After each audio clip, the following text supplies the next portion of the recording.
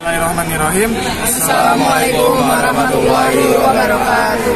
Halo, perkenalkan kami dari kelompok 12 IPS 1 mata pelajaran geografi, dan dengan adanya kami di sini saya ingin memperkenalkan anggota atau rekan dari kelompok kami.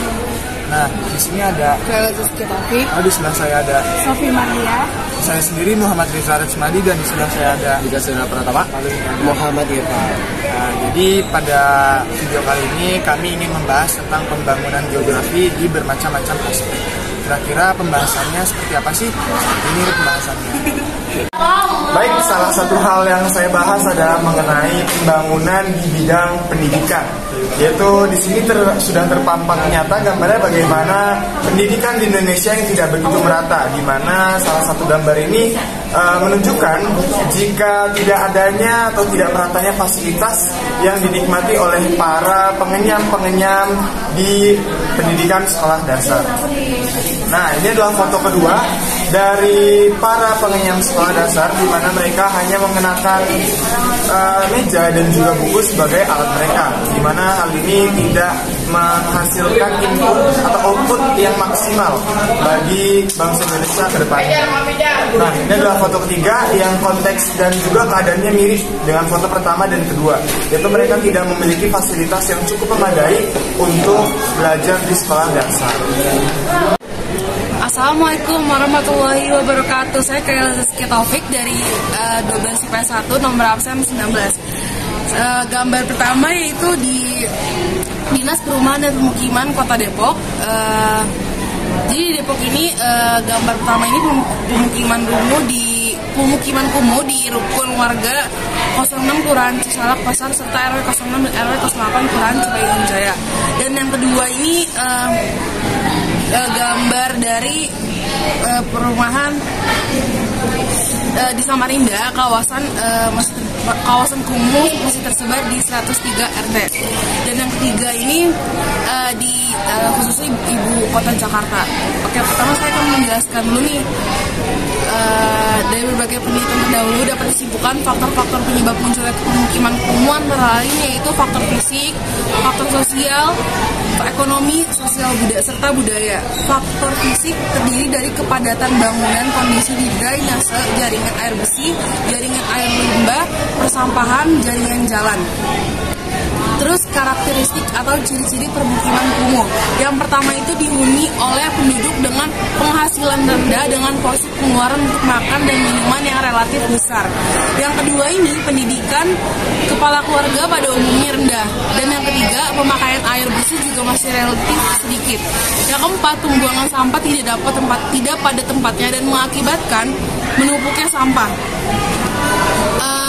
Solusinya, yang pertama itu pembangunan fisik dan lingkungan seperti merelokasi daerah kumuh menjadi rusunawa, peningkatan akses sanitasi dan air bersih. Yang kedua, kapasitas building masyarakat dalam pembinaan pengelolaan sarana dan prasarana pemukiman, sanitasi dan air bersih.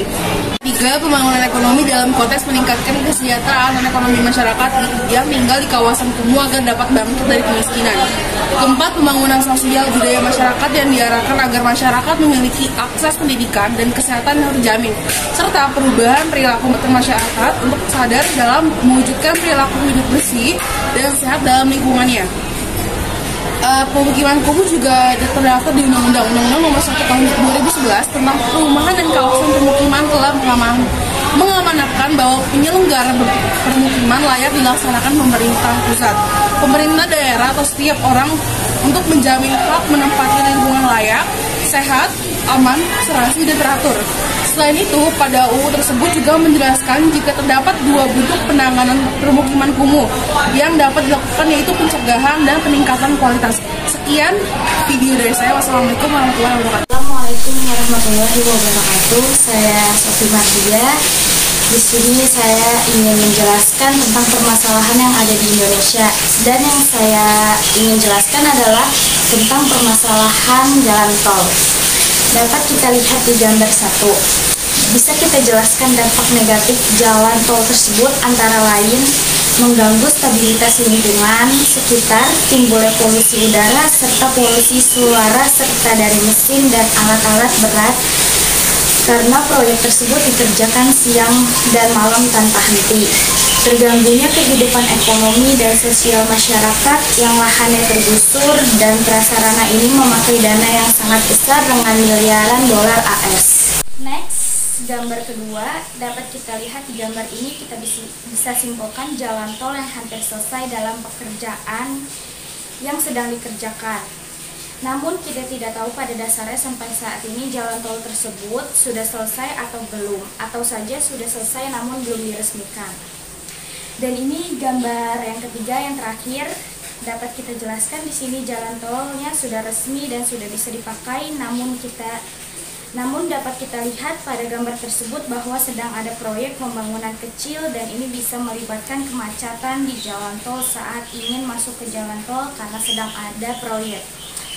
Sekian dari saya, kurang lebihnya mohon maaf. Wassalamualaikum warahmatullahi wabarakatuh.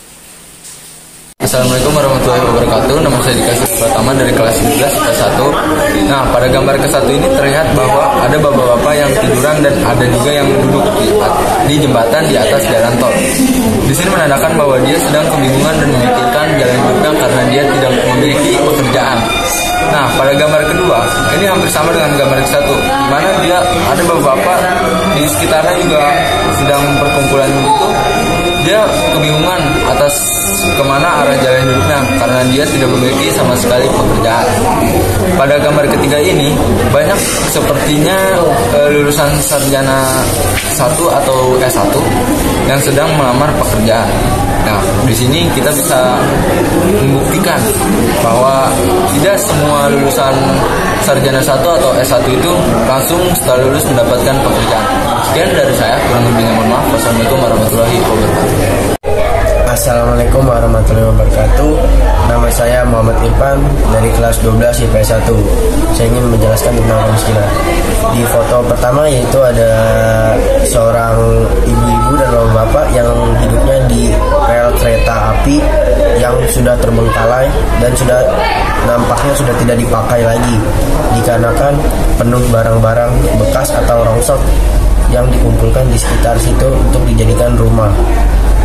Nah, di video yang kedua ini ada seorang ibu dan anaknya yang hidup di rumah terbengkalai yang terjadi rumah terbakar atau rumah yang sudah tidak terpakai lagi.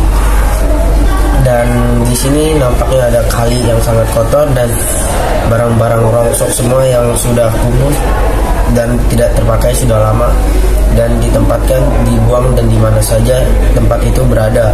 Dan rumah-rumahnya pun sudah tidak tersusun dengan rapi. Di foto ketiga ini ada seorang ibu-ibu dan bapak yang sedang memulung sampah untuk membiayai hidupnya dan sudah tidak tinggal lagi dengan keluarganya karena dia di situ hanyalah pemulung dan dia hanya memulung sampah-sampah dan dijual lagi ke orang-orang lagi. Sekian dari saya, wassalamualaikum warahmatullahi wabarakatuh. Jadi sekian pembahasan pembangunan dari bermacam-macam aspek dari kelompok kami. Semoga materi yang kami bawakan dapat berkesan di hati para penonton sekalian. Dan kurang lebih mohon maaf, akhir kata saya ucapkan terima kasih. Assalamualaikum warahmatullahi wabarakatuh.